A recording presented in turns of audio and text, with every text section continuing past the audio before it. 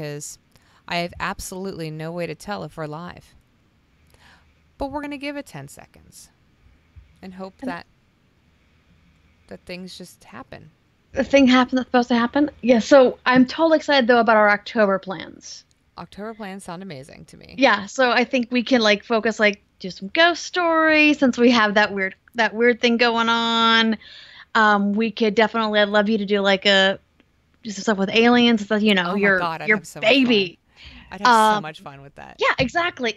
Like our favorite gothic horror movies. Yes. Yeah, so I think we need, so we just get through September. We can find something fun for September, and then like October will be, like Thriller Thursday all month. I'm so excited. Okay. I think we're live on YouTube. Just stuff with aliens. We are. Perfect. All right. Okay. So we start this? We're starting this. You want me to do this or you want to do it? I can do this. Awesome. Hello, everybody. Welcome to Mothers of Geeks with me, Trey, and my wonderful co-host, Heather. She's awesome. Hey, everybody. She's awesome. We're showing off new ink today. We'll talk about that in our geekiness. Well, this isn't new. This is new, and this is new. We'll talk about that in our geeky moments because we've had a lot of geeky this week. We have. We definitely have. And this is episode 4. I might have said that. Probably didn't. But since it's episode 4, we're going to do something fun, and we're going to talk about our favorite person in the world. Not our kids and not our husband. I wonder, could it be Neil Gaiman? It probably is Neil Gaiman. It's like my intellectual man crush. Over and over again. Over and over again. Like the one person that would get me to leave my booth at a con to meet. You almost said husband. You're probably right. Yeah, he'd leave me for Amanda Palmer, so it's fine. Everybody has a list. It's the list, and we actually have both of them. It's fine. It's the Gaiman household. Exactly. Is the list. Exactly. Okay, so what have you done this week that was geeky? Oh, what have I done this week that was geeky? Well, so is a tattoo geeky or what we geeked out over? I think I'm going to put the tattoo of something I geeked out over. So what I did this week was geeky. So I was on vacation with my bestie, Keek. We went to South Shore of Southern California, so like the Hermosa Redondo area. But we decided to take a trip out to the Hollywood Walk of Fame. That sounds awesome. It was very touristy. We've never done it. And we really kind of focused on trying to find, because she's a huge Star Trek fan. Oh, makes sense. So we found all of the original cast stars. That was our goal for that trip. Oh, that's so fun. Yeah. So, that's one of the things we geeked out over, which was great. And just kind of all the other celebrities, but that was our main focus. I was a little upset because there wasn't a ton of Star Wars stars in the area that we were at. Oh. Are they, they're everywhere, right? They are, but yeah, we did about a mile radius. Oh, okay. But yeah, it's a good, at least a mile on both sides of the street. Oh, okay. Makes sense.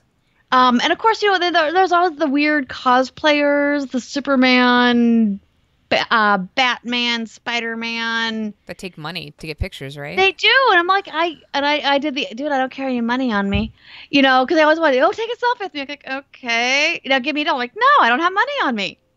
That's the weirdest thing to request. It is so weird. I'm like, dude, I do cons.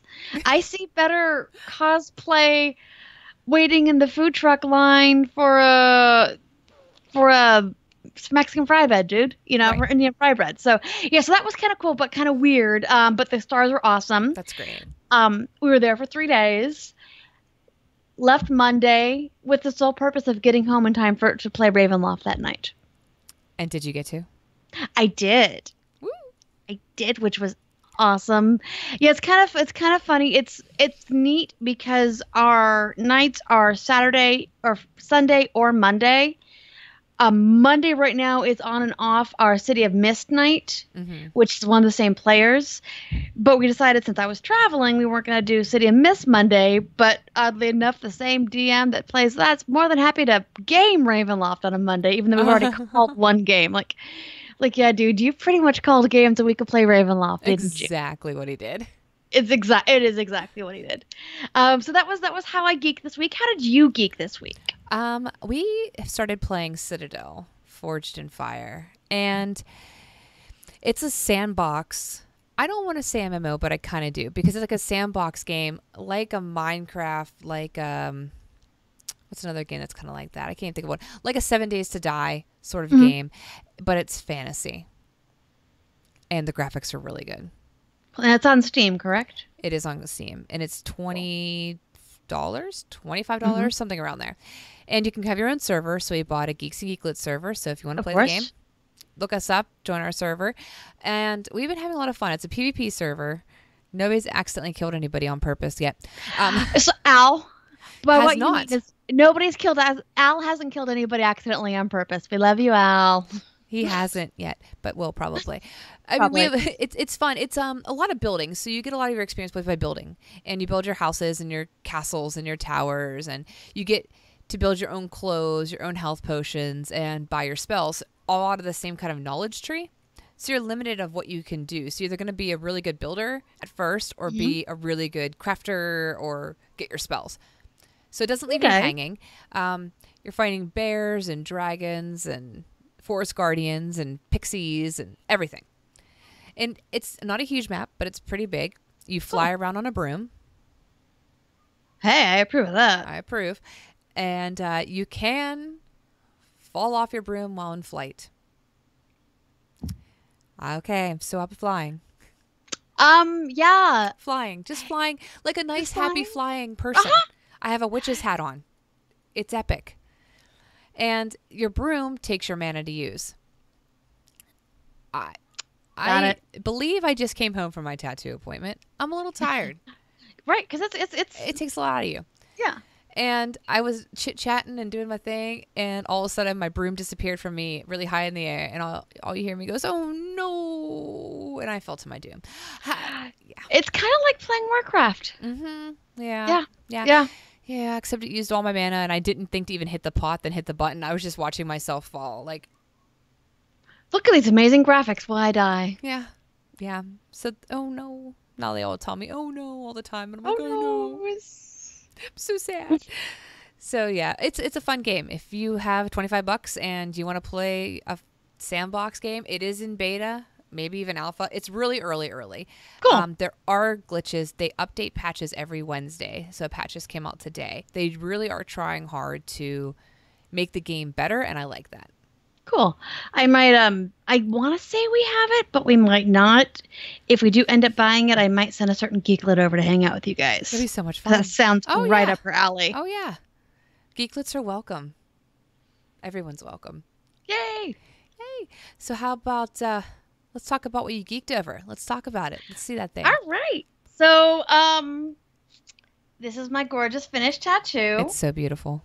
It is a rose, but instead I was gonna do purple, which is an old gaming thing for me. But then I saw some beautiful stuff. I knew I wanted watercolor, and I saw this idea of doing a Galactic Rose. It's beautiful. It is, yeah. I love it. It hurt like a mother at certain areas. And also was the longest I've sat for a tattoo. It was 2 sessions, a total of about 6 hours. That's pretty good. And I know we have some friends. I know our mutual friend Matt, I think he said he's up to 35 hours with his sleeve, which I'd believe because it's exceptionally intricate. Yeah. But this is like my first, I think, really big piece. I tend to kind of do things in pieces. Mm-hmm. I love it. I'm probably not going to love it in about 2 days when the itch comes in. The worst part of it ever. It is the worst part of it. But it's great, and I can't wait till I can, have it kind of peeking out of my sleeve. You gotta buy the sleeves that have the cuts in them. I did think about that when I was shopping. And I think it will also look really cute with this really adorable Cthulhu dress I picked up. I've seen your Cthulhu dress. Yes. It's so pretty. It's the other thing, by the way, I geeked out over, speaking of clothes, was when we were in LA, after we did the Hollywood Walk of Fame, we went to the vintage shops. That's so cool. And there is a shop called Unique Vintage that I love. And again, in the whole Cthulhu theme, I got an octopus skirt. That's awesome. And then I went to Besame Cosmetics and got a color called Blood Red, which It was a lipstick gorgeous. color. It's gorgeous. So as I messaged you, I'm like, I'm pretty sure I'm channeling my warlock between the Blood Red and the Cthulhu skirt, No problem with that. right? And then we discovered a Cuban bakery called Portos, which I'm now going to be obsessing over the rest of my life. You sent me pictures, and that's mean. I did. Well, because we were like, so we saw that there's like this line out the door. We're like, well, there can't be that good. Well, And then we went to the place we had gone down there for, like I was going there for 3 places.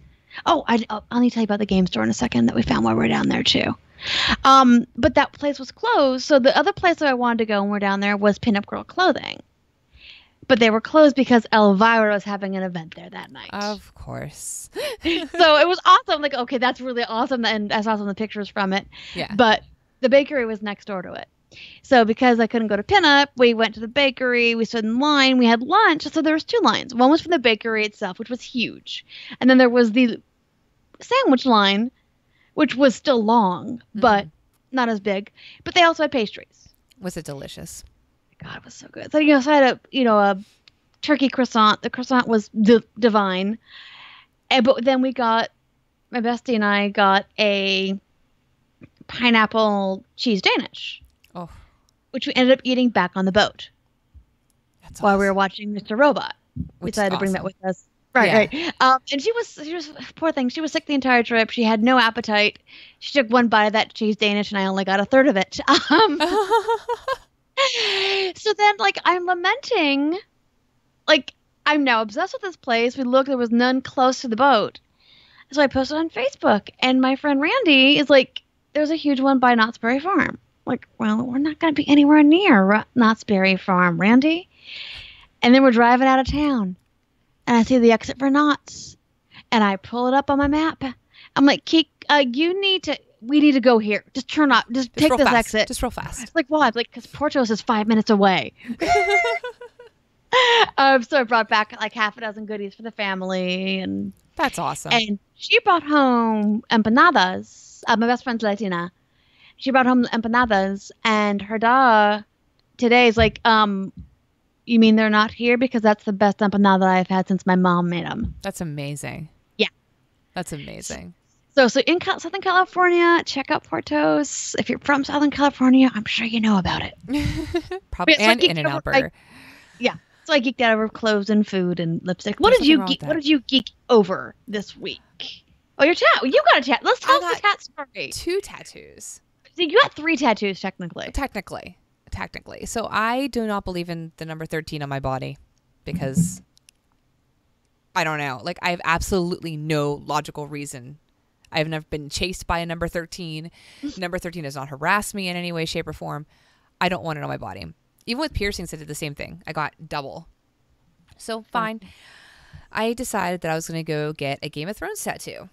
And I did. And it's right here. Let me pull up it's a little aquaphor-y. As it should be right now. As it should be. But it says the night is dark and full of terrors. And it starts with yellow and goes all the way to awesome blood red, which we're going to put some background on the yellow. Oh, cool. To make it brighter. I hold yellow really well because you're a pale girl. I don't go outside. So it did pretty well. And I was like, okay, listen, this is 13. Can't do it. So we decided to do a fun little superhero tattoo. And I got my Iron Man and Loki on my wrist. And I'm so happy. And I love them. And she did like little coloring around it for fun. And they're healing really well. Its wrist is a rough area because you use it all the time. Because it's bendy. It bends. So I love it. I'm so happy. And she's like, that's so weird. Like, Loki, why not Thor? I'm like, because I love Loki. Like, a lot. Loki. And they're complimentary characters, too. Yes. They're both really intelligent, really handsome smartasses. Exactly. It worked perfectly. So I like it. I thought it was neat. I have another appointment set up for the 11th. Is it the? It's the other one. Mm-hmm. Yes. You do know there's a good chance that we'll have matching tats eventually. Right? I'm so excited. You're supposed to come here and do that, though. I was thinking, like, when You I ever should. get my ass out there. You should. We'll have so much fun. We have to have multiple, like, Aaron, we're coming in twice. Exactly. FYI. Yeah. It's So it gonna was be a fun. long session, and I'll have someone bring me pastries from California And then you bring them here. and bring them to Pennsylvania for the tattoo appointment. You're a god. A god among men. So it was fun. I like getting tattooed. I just think it's a fun experience. I get along really well with my artist. And actually, somebody was coming in right after me. And she's like, oh, we're just going to take a little longer on yours because I don't feel like doing it. I'm like, okay. So Oh, we took a little God. longer, which is why she didn't care to do the second tattoo. And Right. she texts me. I saw the guy out there, and she texts me. Now, her shop's owned by a man, and he left. And she's, she's like 22 and short, little petite thing, and this big dude is in there. And I mean, she probably gets nervous, but you are stabbing someone with a needle. Definitely. Like, I get it. You're stabbing someone with a needle, though, so whatever. Yeah. She texts me, and she goes, oh my God, I know why John left, and that's her boss. I'm like, why? She goes, well, because this guy has a home brewed basement tattoo on his hip crotch thigh area that needs updated and fixed, and that's what he wants done today. And I was like, Oh, oh no. crap. Oh no. Oh, God. Yeah. So I felt bad for her. Yeah. Now that's when you're like, if I wasn't so tired, I would come back in just to make sure it doesn't get weird. Yeah. Because you know it had to get weird.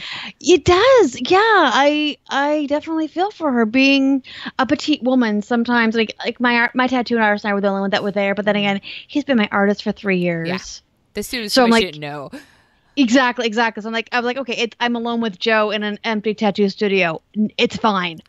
But yeah, being a small woman when you're alone with someone you don't know, yeah, it can be a little disconcerting. And his crotch is there. Right, exactly. And granted, if he gets weird, you just does have needle right there. You just go for the jugular. Exact. Or the anyways. Yeah, or the crotch. Family show. So what about your kid? It's family show. Yeah, right. So what Rye, my little hoardling, as we like to call her, she had a great week. While I was gone, she actually got tested for the intermediate level of her Kung Fu class. That's so great. It was, except for the fact that they started with having to do 100 push-ups.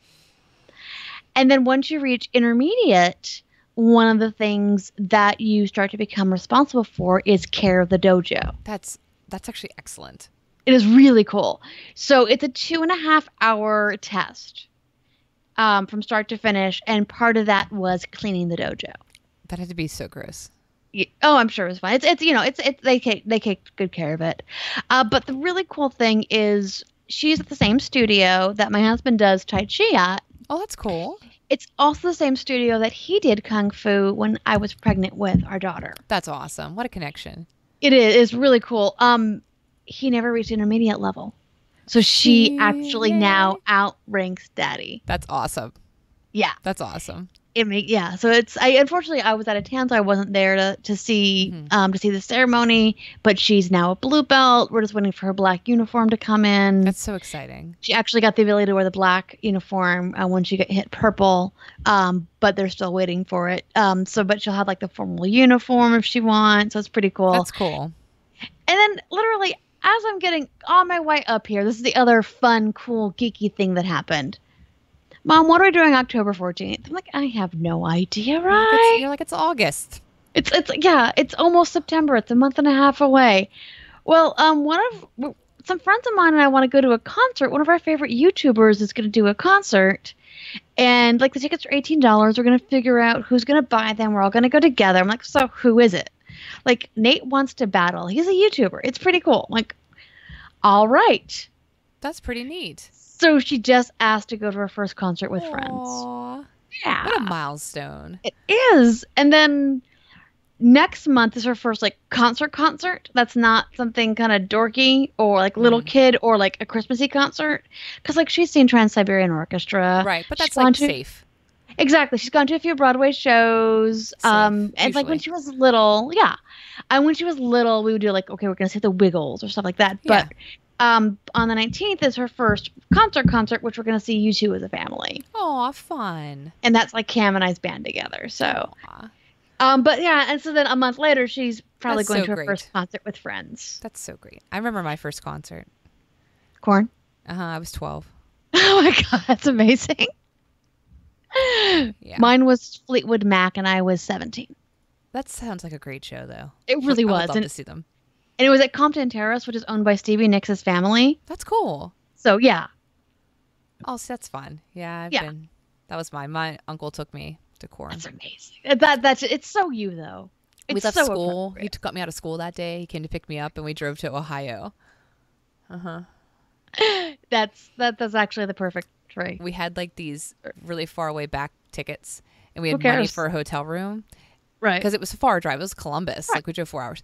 And he instead took our hotel room money and bought us mosh pit tickets. And then drove us home that night. That was seems amazing. Totally worth it. It oh was my amazing. God. I'll never forget it. Wow. It was amazing. Yeah. And, 10 years later, you're still a Corn fan. Exactly. We're going to say 10 years. Yeah, a little longer. But that's okay. We'll say 10. Yeah, that works. That's okay. So, how about your geeky kids this week? What's been up with the geeklets? Well, this week was Remy's like first real school week. We're getting through it. It's hard. She's never been in, an all-day program. So this is brand new for her. She's making friends, and that's good. And she loves her Minecrafters. So a lot of people play Minecraft and Roblox at school. The geekiest thing that probably happened, because we're tired at night, like we haven't been doing a lot. Yeah. But the geekiest thing that probably happened was we're sitting there last night eating dinner, and she goes, "Mom, I would like to subscribe to somebody on YouTube." Yes. I was like, "Okay. Who?" And she goes, "Well, I don't know if you understand this, but," and I was like, well, okay. I don't know if you understand this, but like people can be subscribers or followers. And, there's a difference between this. So we need to figure out which one I'm going to be. I don't know if you know the difference, but there's a big difference. And Logan's over there going, God. Logan's like, "Yeah, there's a difference, Mom." And he doesn't obviously know anything. He's 3. He's like, "Yeah, there's a difference. I'm subscribing." And I was like, okay, hold on. Back up. First of all, you guys aren't allowed real YouTube. Side note, my kids are not allowed real YouTube for a reason.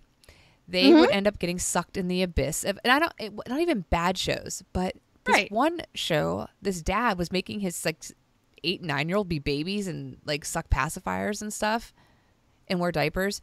And I was like, yep. Nope. Yeah. That's weird. I was like, this is too weird for me. So I took YouTube and gave them YouTube Kids. Okay, good. Just because they can get on spirals. So they have YouTube Kids. Right. And you can't really subscribe on that. So I was like, well, you can on YouTube Kids. She goes, "You do not understand. You go on YouTube and you find the channel and then you click the follow or the subscribe button." I mean, she was adamant. Yeah. And you're like, "Honey, I'm like, I get it. I'm on it. I have a chance." Okay, fine. Yeah, so exactly. Like, do you understand? It's like you're trying to tell me how to wear red lipstick at this point in my life. Exactly. That's exactly what it is. I was like, well, who do you want to follow? Because she likes Stampy Cat, Minecrafters, and Robloxers. And she goes, "I'm going to follow my friend from school." And I was like, this is getting really like strange now. She's like, "Yeah, well, she plays Roblox and she wants me to follow her." I'm like, I think you're confused. So we have like very geeky confusion. She understand that if you follow somebody on Roblox, it's in the Roblox game, not in YouTube. But basically, I got a lecture of how to actually use YouTube for 45 minutes. And I was just like, okay. She's mini you. Yeah. It was just like. She is mini you. Holy crap. She gave me facts. And then Logan's like, "Yeah, Mom. Yeah, Mom." So. Oh my God. Mm-hmm. Yeah, that's our geek. That's amazing. Know-it-all geek. So my daughter and her friend are actually going to be starting a YouTube channel eventually, playing games. So we're going to have to see, have your kids subscribe to my kids. It'd be awesome. Hey. Where'd you learn that word? Miss Heather's daughter told me that I could say it. Because her mom lets her say it only when it's appropriate. And yeah. Remy is afraid of bad words. Brian was too for the longest time. And I still don't swear in front of my mom, grandma, aunt. I just don't do it. It's just like it was ingrained in me. Like you just never did. And I obviously do a lot in general if you watch me game. But like in front of them, I don't. But she like if she says something, or Logan the other day goes, "Mom, Remy said the S word," and I was like, "Oh, what?" And she bawled. I would never say that. He's a liar, and he was lying because after a while he goes, "I was." Oh my God, what a little poop. Yeah. So, yeah, but they should. If they ever want to test out videos, they can definitely put them on the Geeks and Geeklets channel too. Yes, Let them know. I did say, I know some of them might be able to hook you up. So We'll hook you up. yeah, Watch us and love us. yes. Your mom's awesome. All right. So any ways that we have geeked this week, or should we get to the news and then our discussion? Our news and discussions. All right. You want to grab that top one there? Yeah, I have to open it. Yes. I was like, oh my gosh, there's a link and I didn't even click on it yet, but I will. Just so I can get my facts straight. So, right. Actually, that's pretty cool. Who hasn't watched the new Game of Thrones yet? Hands? Do I have to put it really high? Mm-hmm. Yeah, I'm disappointed. Hey, I'm pretty sure I had almost everything ruined come 7 o'clock Monday morning. You did. When I put everybody in timeout and split a group of... I was so mad. Our friends are very vocal, and they drove me nuts, and I split up. I yelled at everybody and put them in different groups on Facebook Messenger. It was like timeout. Do you think that the boys have a boys-only no Trey and Heather so we can bitch about stuff club? Probably. I'm pretty sure they do. Probably. City, you shush. You watch Game of Thrones. You know that. So it had. But I think City said he doesn't. He's not I caught know. up. He Yeah. should. He should watch it though. So, let me just tell you how many people watched it. Like the real people and the real fans. Heather. Oh my God! I was on a fracking boat. just I was kidding. on another fracking boat. 16.5 million viewers. What is that? That is a win for epicness right there. And it's not even saying how many people borrowed other people's HBO Go logins. Like 37 million. Exactly. I was like, it's amazing. I think that's amazing. It is. I mean, it's more like something I was talking to my tattoo artist when he was working on my tattoo. It's like, you're into stuff. You watch Game of Thrones, right? And then, of course, I had to bring up the actual conversation. And read quotes. Exactly. This is where Trey lost it at this point. It's like, screw you. No, but it's like it's just really weird because it's such a huge cultural phenomena, and it's not just geeks. Right. It's not. It's huge. It's amazing. It's great to feel that way about a show. Like I got a tattoo about a show. That's weird. Yeah. But you know not. what? But 16 million people at least will look at that tattoo and say, "Hey, I understand. I got that one. Exactly. I got that reference." Exactly. And it's crazy. 37 million because people are borrowing other people's HBO Go passwords. Yeah. And I still sent you your text message. I know, and I appreciate it. And I still hate her. I know you do. Mothers of Geeks fans, I hate her. She hates Danny. Even more. Hates Danny. And you have like a year and a half to seethe on how much you hate Danny. Yeah. And whenever they reveal their reveal, I can't say things, spoilers, but I can't say things, but I'm just telling you, when they find out, somebody better puke. Just saying. Yeah. It's Game of Thrones, though. And the whole world's kind of screwy. The memes have been great. Him. It would be him. He's such a good person. You see his butt. Ooh. It's really nice. Like a a spoiler. A lot of squats. He's adorable. A lot of squats. Really good hair. Really good hair. And did you know they didn't realize his real name was Christopher until like he got like his driver's license or something because he was so used to being called Kit? His real name is Christopher? His real name is Christopher. I would never call him that. He's a Kit. Yeah. But no. And Kit's an old, like, Shakespearean nickname for Christopher. That era. But no, he had no idea. He'd been called Kit so long that he had no idea his name was Christopher. That's I'll find the adorable. article for you. It's adorable. That's adorable. He's Just like adorable. him. And his butt. And his butt. And his butt. Sorry, Yes. children. Perfect. Okay. Your news. All right, this kind of goes into our subject. So delve into the world of Neil Gaiman's likely stories. You found this one yesterday and quickly passed it over to me, so I'm excited. Oh no, on Monday. Shudder has released a new trailer for Likely Stories, which is a 4-film anthology series that's based on the works of our wonderful, amazing Neil Gaiman. Love him. What makes it interesting is each tale is told by a different person, but the cast of each film goes on to another. So it's an anthology show. So see familiar faces, but in different unrelated roles. So the series will launch on the horror streaming service Shudder. a week from today. So I don't have it, but I'm getting it now. yeah, definitely. What if they have a no, we'll support it separately. So yeah, it looks really cool, and I'm excited. Yeah, definitely. And it sounds... The preview, like the trailer, was Yeah. really good. And I get nervous about Neil Gaiman stuff for TV. Me too. But American Gods is And I exceptionally didn't finish well it yet. done. I know I'm so bad. The show or the book? The show. Oh God, I read the book 4 Oh, times. okay. I knew that. Duh. Oh God, the season's great. And I agree with you. It is very easy to get kind of nervous about something that you love so much. Yeah. I've not seen anything that's been done badly that's Neil Gaiman based. They always have to change it. Yeah, and I don't mind. Like I didn't even mind. Oh my God, what did I watch of his? Stardust. Mm-hmm. I didn't even mind that. I thought it was cute and good and a good movie, actually. Yeah. So, I don't know. I think with him, because he is so cerebral, and a lot of his stuff is very luscious, very emotional. It is heartbreaking. You do have to change it. And love is also very cerebral. Yeah, I agree.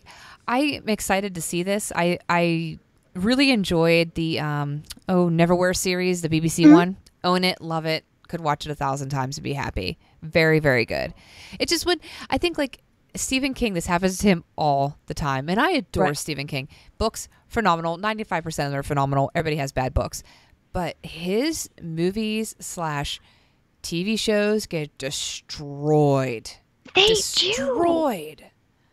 And I don't know if he doesn't have enough involvement in it, or if he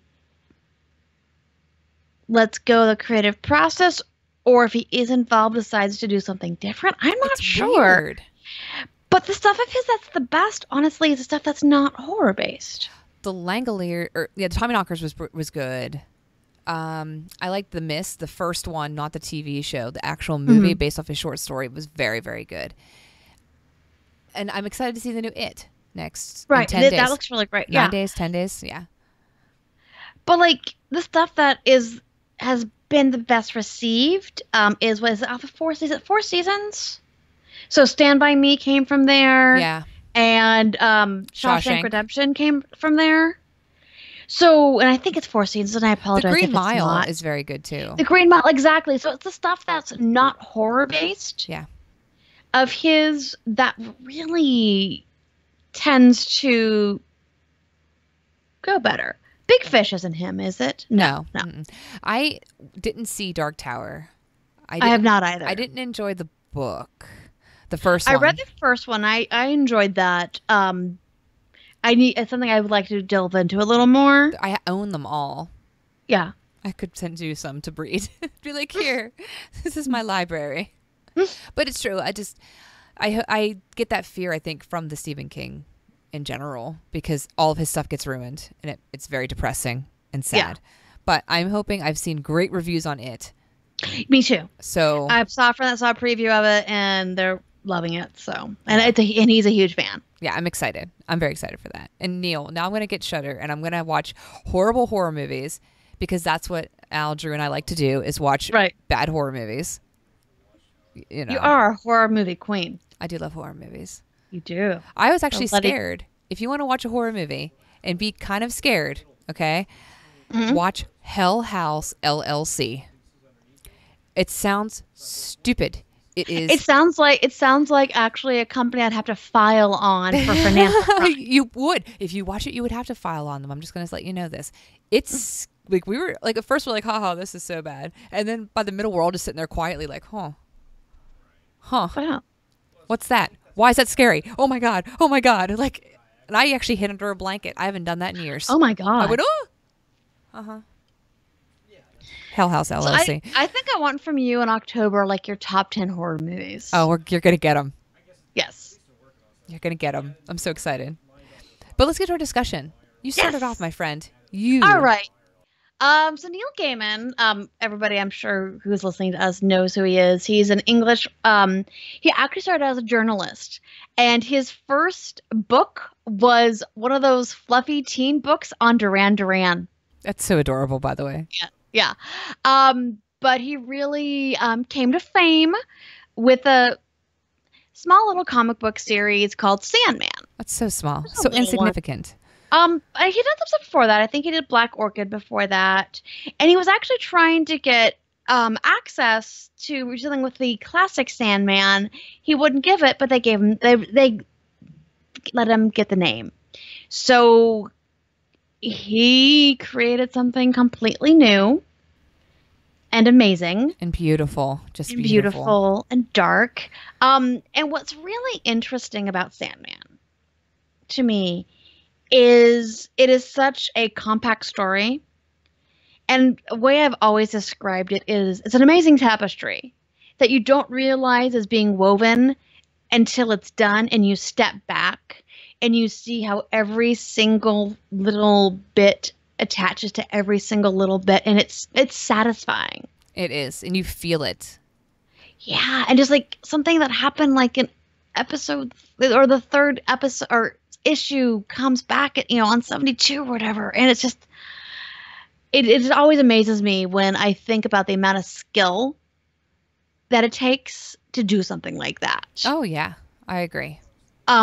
But also was really interesting in when it happened, when he wrote it, it was the top adult comic book of its time. He could have just said, okay, I'm going to keep going with the story. But he didn't. He said, okay, the story I have is 75 issues long. I'm stopping. Right. Which is heartbreaking to people. It is heartbreaking. It is. But to me, that's really amazing. And this is a kind of funny side note. And Stacey, if you're listening, I apologize. I have a really good friend. She has a weird phobia. She hates it when characters die in books or movies. So if she knows it's going to happen, she won't read it. Oh. She won't read the kindly ones. You need to read the kindly ones. She will not read the kindly ones. Just skip over that part. Yeah, it frustrates me to no end. So so that's like where he kind of got his claim to fame. Yeah. Still did some comic book stuff after that, but became a novelist. And then became a kid's author. It's so crazy. His career is just expansive. It is amazing. So how did you first come across Neil Gaiman? So I was in my freshman year of college, and last year. Yeah, last year. I was at Pitt, and they have these really weird classes that nobody thinks that you can take ever and actually get credit for, and like Vampire Blood in the Empire, Sci-Fi East and West. I took all of them. Russian fairy tales, all three on my transcript, baby. Amazing classes. And a class called Gothic Imagination. I was like, wow, this is tantalizing. What is this? And I enrolled, and that guy was like, this is a W class, which meant it was severe writing. And I was like, okay. whatever. I'll just take it as my W. It's fine. And he's like, and you're going to fail. Like, everybody's going to fail this class. And I was like, oh, man. I was 17. I was terrified. I was like, oh, my God. So the first book we read was The Monk. A very good book. Enjoyed a lot. And did very well in the class. I was like, oh, this is great. I can handle this. The next book we read was Neverwhere.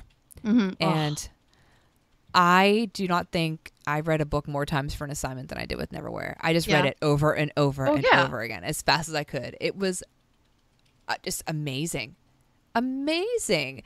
The imagery that you got from reading it, you were there. You fell in love with these characters. Oh, And very much, it's that it's our world, but it's not. It's connected enough that it's familiar, but it's alien enough that it is something completely different. It was very World of Darkness for me, which is probably where it grabbed me initially. Right. I was like, I can see where you could play a game like this. So I really liked that. After I read that, I moved on to his other novels, and I read Sandman in my world religions class. Nice. Underneath the table. I thought you actually read. Okay, I read Dragonlance the same way in geometry, but anyway, that's a whole different. Yeah. I hid it under the table and I read it, and I checked them out from the Carnegie Library. That's how I read them, and it was just amazing. But it works for a world religion class because you got to think about there's so much mythology, and also there's that amazing weird tale that I've not been able to find the source from, about Adam with the 3 wives and not the 2. And of course, some people know Lilith, everybody knows Eve, but it's that third, that middle wife. That one wife you need to know about. Right. So that actually, it works for world. I was hoping that you would actually been taking it for world religion. No, I actually have no idea what happened in world religion because I was busy reading Sandman the entire semester. I still got an A. I have the books for you if you ever need. That I had for my class. Yeah. So it was that was my delve into him, and I've loved him ever since. Just loved him. Yeah. My introduction, and I think it was our friend Grossclose that told Cam about death and the high cost of living. Or time, which is the first one. I think it's the high cost of living. It is the high cost of living, I think, yeah. So this is right around the time I started reading comic books. I was kind of delving into the X-Men stuff. And it was when the Death came out. And so Cam went out, and at that time he was my boyfriend. And got the 3 for me. That's awesome. The first print, including a misprint. That's awesome. Yeah. Because a mutual friend of ours had told us about it, and he wasn't interested in it, but he knew it would be right up my alley. Right. Yeah. So yeah, that was my introduction to him was via Death. That's awesome. Yeah, and she's always been a favorite character. I've cosplayed as her probably countless times, because usually it's it's Halloween. I've been wearing a corset all day. I want to do something for the night, but I still want to keep a costume on. 1 second. Yeah. Let me put some sigils on. Let me put some all black on, some lips. I'm good.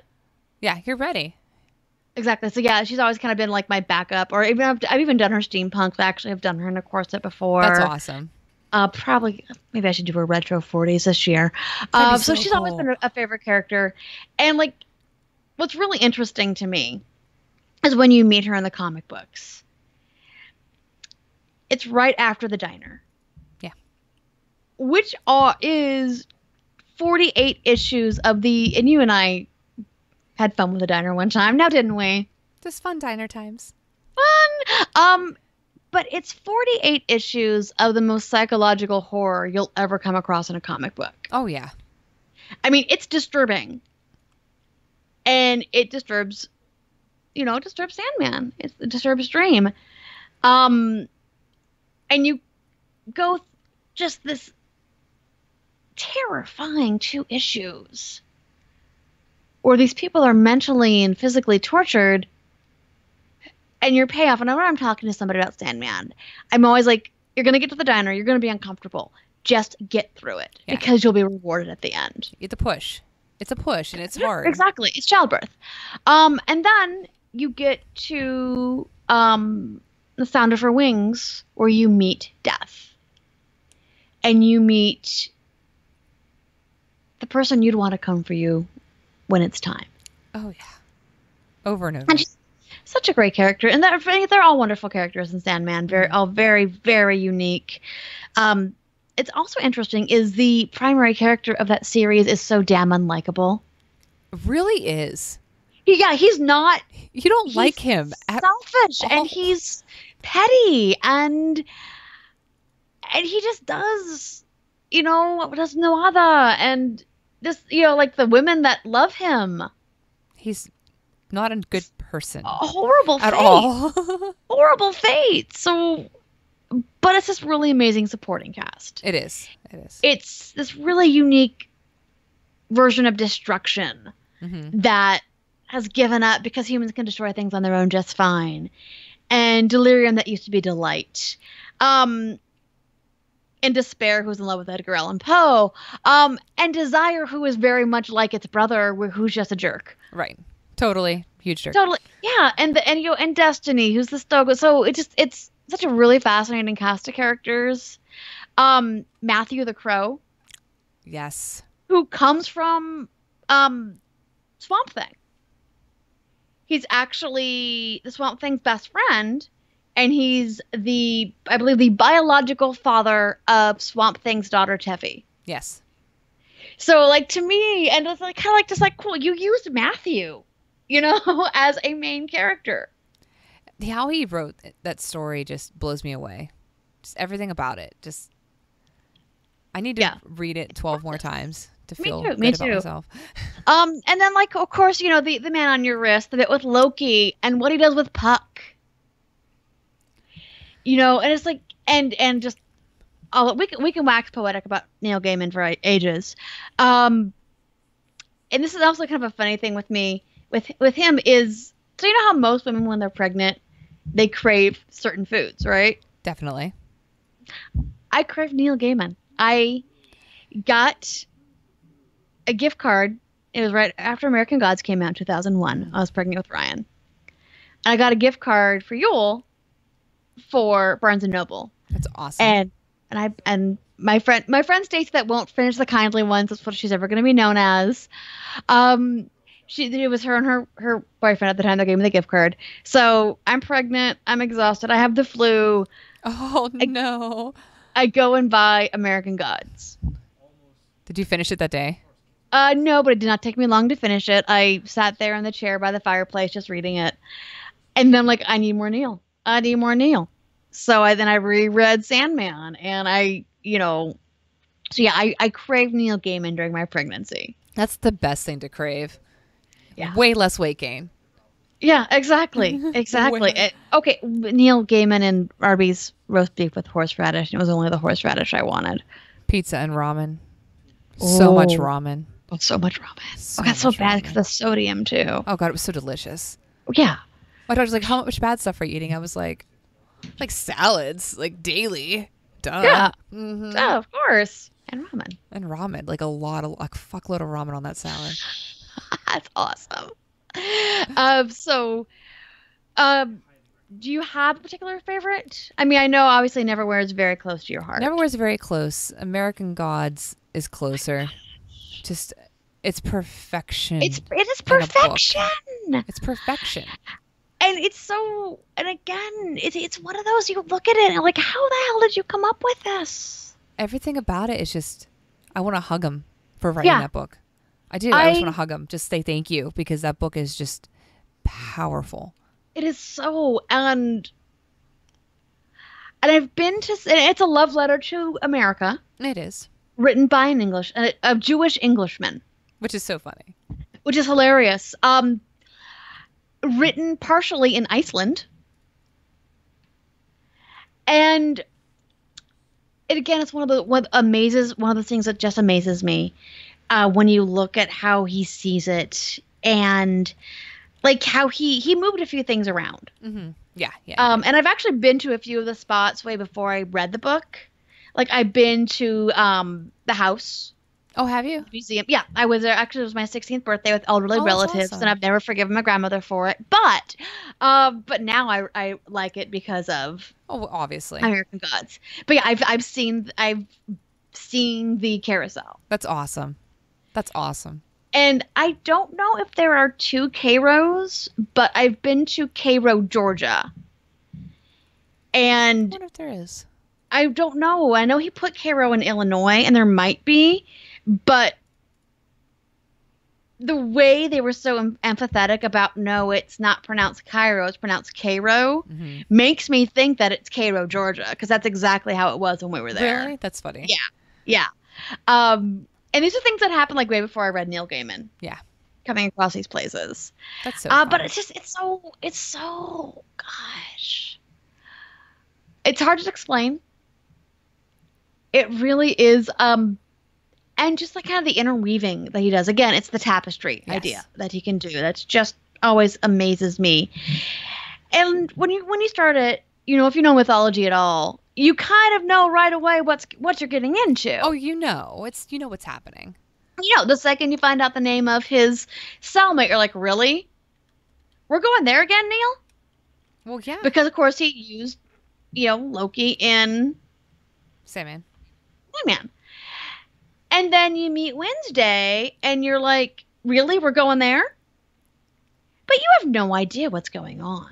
No, he did a great job in that book not revealing too quickly. The cards were played real close to the chest on that one. And when it's revealed, you're just like, what the hell? What?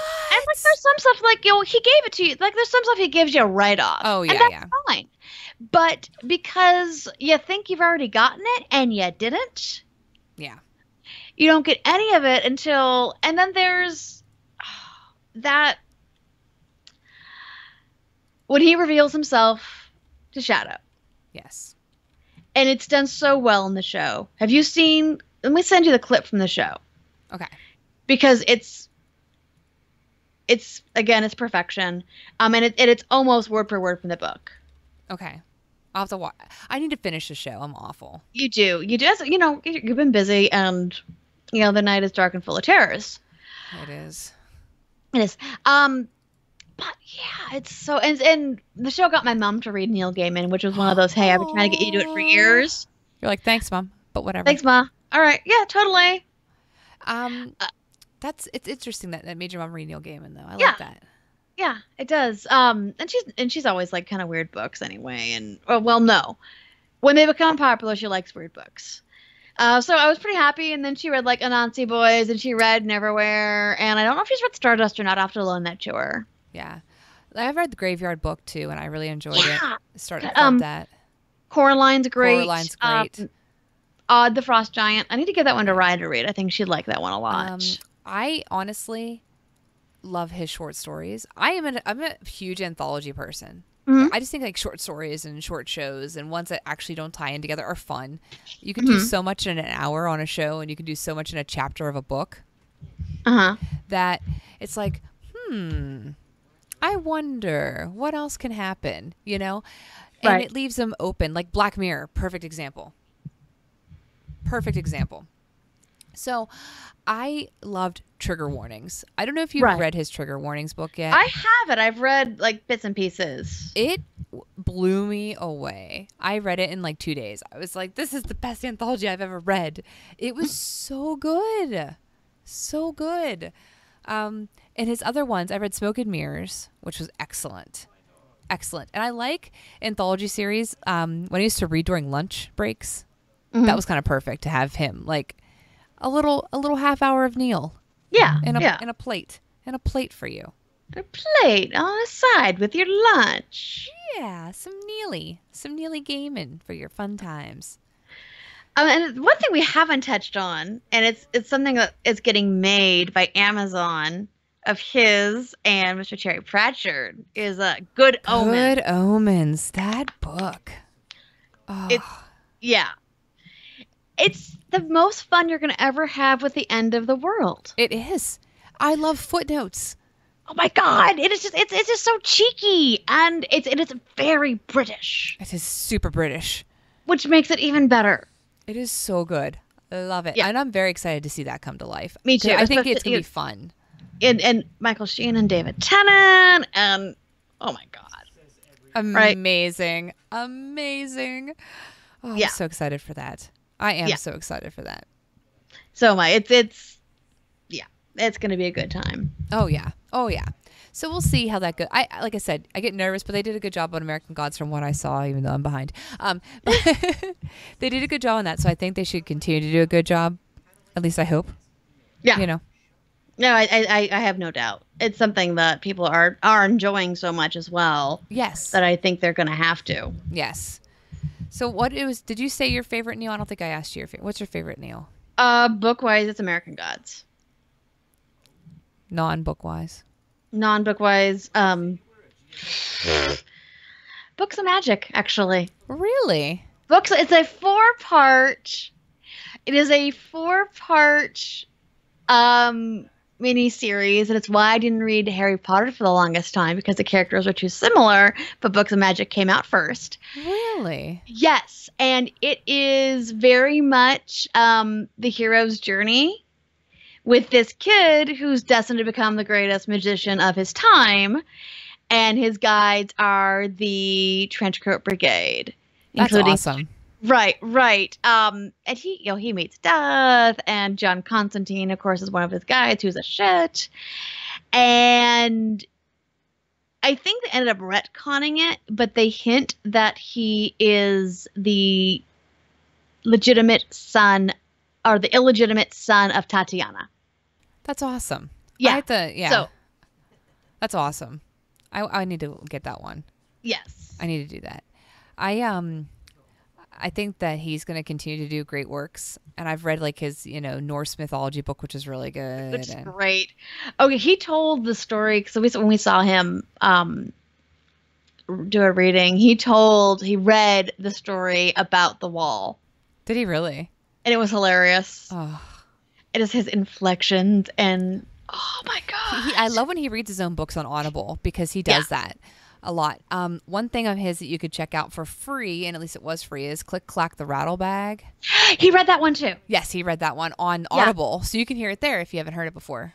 For any up and coming Neil Gaiman fans, definitely check it out.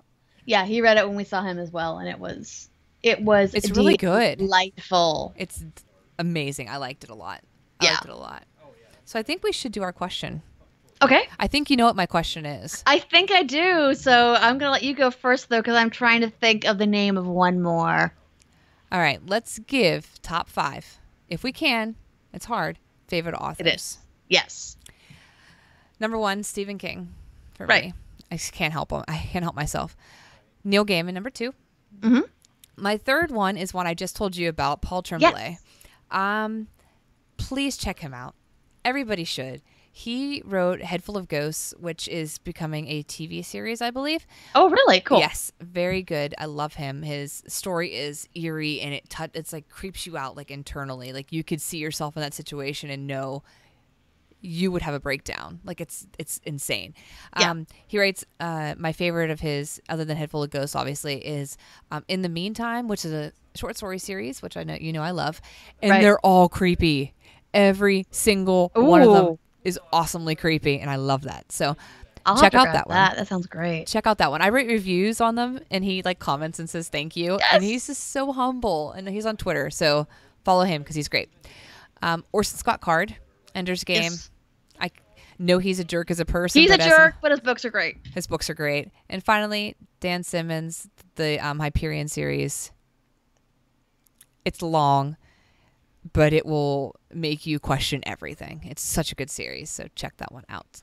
Nice. Now it's up to you, my friend. Okay. I don't see 5 on your list yet. I do. I just got my 5th on there. And we talked about him last time. We talked about our favorite books.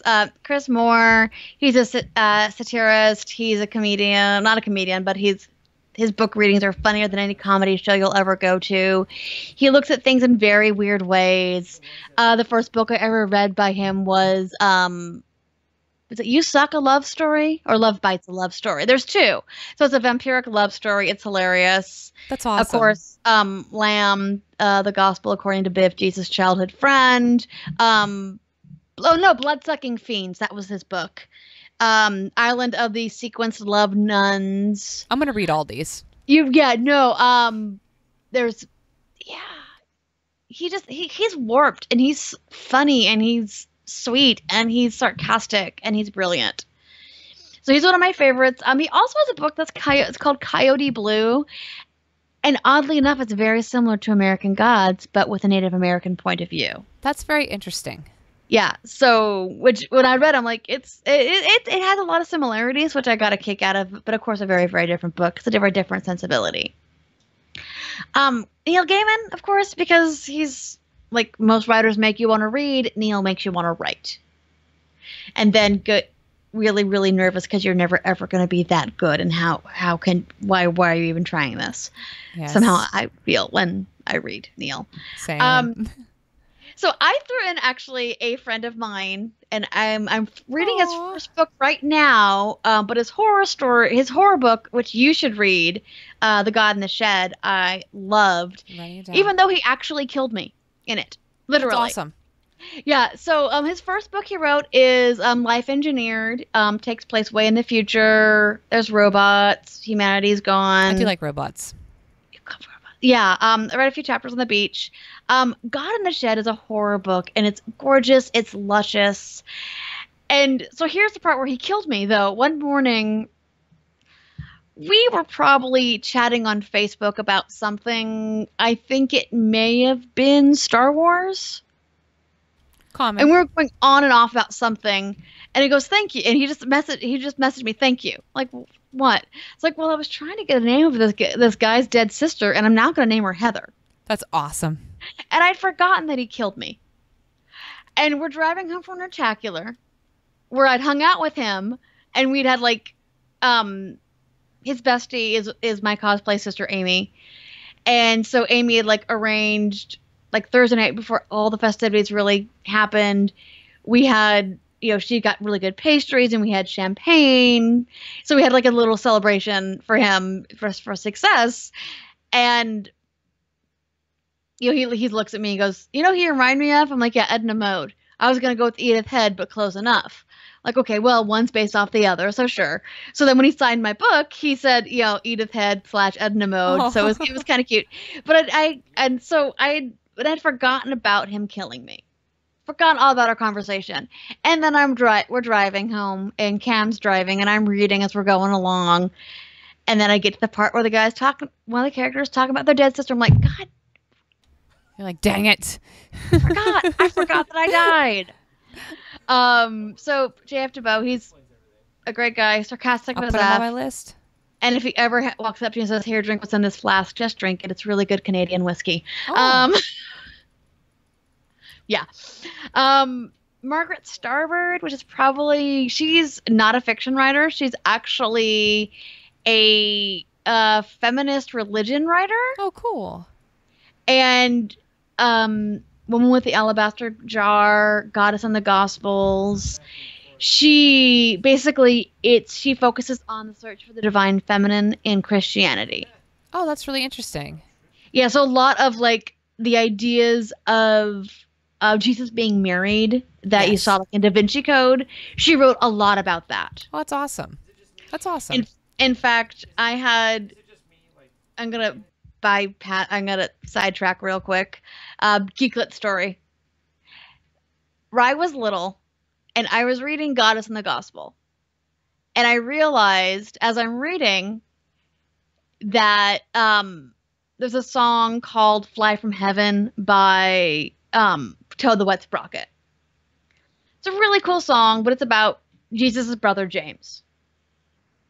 And I'm reading this book, and it dawned on me that's what the book's about, because I've always tried to figure out what the song's about. Try to figure out what it's about, because there's a mention of Paul, so I'm like, is it the point of view of Peter, yada yada. And so I realized what it's about, and I was like, oh, that's interesting. And Ryan's sitting next to me. She's like, 3? It's like, what? Oh, I just realized what a song that I've known for a long time is about. Right, reading this. She goes, what, Mama? Mary had a little lamb? Like, no, honey, that's not what. Wait. Mary had a little lamb is also religious. Thank you. It is. It is. Right. My whole life's been a lie. Kids sometimes say the weirdest things. So that's my Margaret Starbird and my weird child story. Love it. And another is Mercedes Lackey. She's so prolific when it comes to fantasy writing. I don't know if I've ever read her. She's a lot of fun, but I just realized who I want to put on this list instead, so I'm doing 6 because I can. Oh, yeah, you can. Yeah, you're free. Yeah. No, I'm like, I was trying to think of one person, and then I thought it was Mercedes Lackey. She's been around forever. Does a lot of stuff with other writers. Does a lot of like the urban elf type of stuff. Mhm. But she'll also do high fantasy. Oh, that's good. Yeah, she's a really, really neat writer. I'll check her out. Yeah, she's great. But I was trying to think of Jim Butcher when I came up with Mercedes Lackey. Jim Butcher, very good. Very Yes. good. The Dresden Files. I've read up to 6, I think. 5, 6, one of the two. Yeah, I definitely suggest audibling those babies. I love the Audible. They're so fun, and what I love about his books is when something happens in one of them, it's not like a temporary thing. Well, right. The characters are permanently scarred because of it, sometimes quite literally. And that you don't see that a lot with series that do this. You don't. And Dresden's a really cool character. Yeah. You can tell Butcher's very much kind of channeling the ultra version of himself. Because, the guy loves Star Wars, and he loves D&D, and he's a smart aleck, and let's just admit it, this is pretty much, it's us or any of our friends, but they're wizards. Right, exactly. Don't you wish that you were? You mean you're not? Shh. Oh, you fell off the broom, never mind. I did. I totally felt that broom. And now we're calling this episode where Trey fell off her broom. That's exactly what it is. Oh, no. Oh God! I thought I only have Men on my list. I feel kind of bad, but no, you're fine. I actually did put Mercedes Lackey on there because I was the same thing. Like, well, Margaret Stryber, but she's huge feminist. Like Mercedes is good, and then I bypassed because I was trying to think of Jim Butcher. Well, yeah, because Jim Butcher's awesome. He is, and he's a sweetheart too. I've met him. I've passed his booth at cons and waved. Yeah, because usually I'm too busy trying to get to the bathroom and deal with going to the restroom in a corset. Which is awful. It's BTW. Miserable. It's miserable. We don't know. We got to think of a good topic for next week. Think about this. We got to think about this. We're gonna. If you have an idea, let us know. We'll take ideas. If not, we'll go into. We could talk about cosplay. You'd like cosplay. I was thinking that we might want to throw that at the end of September to get into October. We should. There we go. We have our end of September episode. But how about, because we are getting into the new TV season, maybe I barely watch TV though. Samesies. Yeah. We'll think on this. Don't worry. Next week you're gonna have a good one. We just don't know what it is yet. Yeah. Yeah, we're gonna find something. We have thoughts, and just in case you're wondering, literally our method is, we know what we're talking about yet. Throw some stuff at the wall, see what sticks. Exactly. It worked tonight. It did, and Neil Gaiman, because we'll end up talking about him anyway because he's Neil effing Gaiman. Exactly. Well, it was a great show. It was. Thank you, darling. Thank you so much, as always. As always, I'm going to end the stream. We love you. Love you guys. I got to get episode 3 on podcast because school started and I went crazy. So no, I'll get that. And the other one, we'll have like podcast heaven. Podcast heaven. Night stream.